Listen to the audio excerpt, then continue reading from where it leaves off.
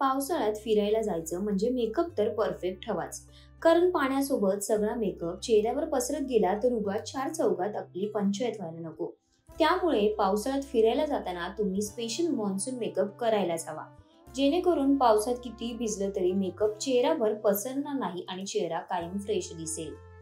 पावसाळ्यात खरेदी करताना सगळ्यात महत्त्वाची गोष्ट म्हणजे आयलाइनर, काजळ, मस्करा किंवा मेकअपच्या कोणत्याही गोष्टी वॉटरप्रूफच खरेदी करा.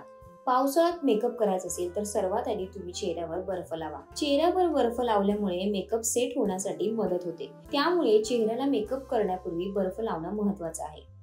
दुसरं, बेसकडे लक्ष द्या. मेकअप करताना तुमचा बेसही खूप महत्त्वाचा असतो. यामुळे मेकअप खूप काळ टिकण्यास मदत होते.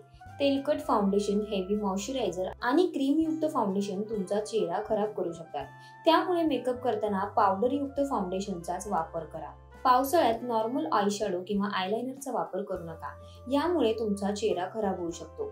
त्यामुळे तुम्ही वॉटरप्रूफ आयशॅडो आणि आयलाइनरचाच वापर करा. ज्यामुळे पावसाळ्यातही तुमच्या डोळ्यांचा मेकअप खराब होणार नाही. अनेकांना ग्लॉसी आणि क्रीम युक्त लिपस्टिक लावण्याची सवय असते. पण पावसाळ्यात ग्लॉसी आणि क्रीम युक्त लिपस्टिकचा वापर करू नका. याऐवजी तुम्ही मॅट लिपस्टिक लावा. पावसाळ्यात तुम्ही हलका पिंक, अबोली, मरून, कॉफी शेड्स अशा रंगाचे लिपस्टिक तुम्ही लावू शकता.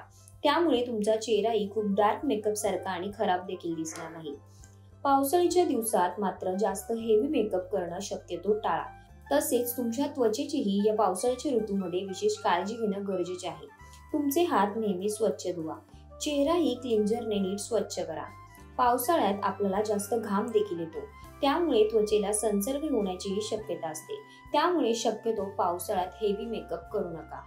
तुम्हाला हा व्हिडिओ कसा वाटला हे कमेंट करून नक्की कळवा आणि अशाच नवनवीन आणि माहितीपूर्ण व्हिडिओसाठी माय महानगर मानिनीला जरूर सबस्क्राईब करा.